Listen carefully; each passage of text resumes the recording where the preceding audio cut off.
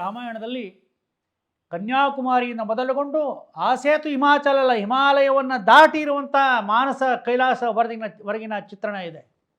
ಮಹೇಂದ್ರ ಪರ್ವತದ ಚಿತ್ರಣ ಇದೆ, ಸಹ್ಯಾದ್ರಿ ಚಿತ್ರಣ ಇದೆ, ಕಾವೇರಿಯ ನದಿಯ ಹೆಸರಿನ ಉಲ್ಲೇಖ ಬರ್ತದೆ. ಯಮುನಾ, ಸರಸ್ವತಿ, ಮಂದಾಕಿನಿ, ನರ್ಮದಾ, ಗೋದಾವರಿ, ಸಿಂಧು, ಮಿಥಿಲೆ, ನಮ್ಮ ಕರ್ನಾಟಕದ ಕಿಷ್ಕಿಂಧೆ, ದಂಡಕಾರಣ್ಯ. ರಾಮಾಯಣ ಅಂತ ಹೇಳಿದ್ರೆ ಕೂಡ ಇಡೀ ಭಾರತ ನಮ್ಮ ಮುಂದೆ ಬಂದು ನಿಲ್ತದೆ.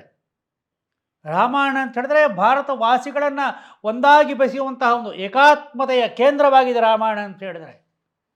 ಯಾವುದೋ ಒಂದು ಜಾತಿಯ ಒಂದು ಸಂಪ್ರದಾಯದ ಅಥವಾ ಯಾವುದೋ ಒಂದು ಭಾಷೆಯ ಸ್ವತ್ತಲ್ಲ ರಾಮಾಯಣ. ರಾಮಾಯಣ ಇಡೀ ಭಾರತೀಯರನ್ನು ಏಕಾತ್ಮ ಭಾವದಲ್ಲಿ ಬೆಸೆದಿರುವಂಥದ್ದು ರಾಮಾಯಣ.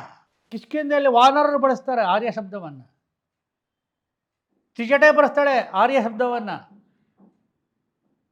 ಎಲ್ಲಿ ಯಾವ ಭೇದ ಇದೆ ಆರ್ಯ ಶಬ್ದಕ್ಕೆ? ಶ್ರೇಷ್ಠ ಗುಣವಂತರೇ ಅಂತೇಳಿ ಅರ್ಥ. ಹೀಗೆ ರಾಮಾಯಣ ನಮ್ಮ ದೇಶದ ಎಲ್ಲ ಭವ್ಯತೆಯನ್ನು, ಎಲ್ಲ ದಿವ್ಯತೆಯನ್ನು ಪರಿಚಯ ಮಾಡಿಕೊಡುವಂತಹ ಮಹಾ ಕಾವ್ಯವಾಗಿದೆ.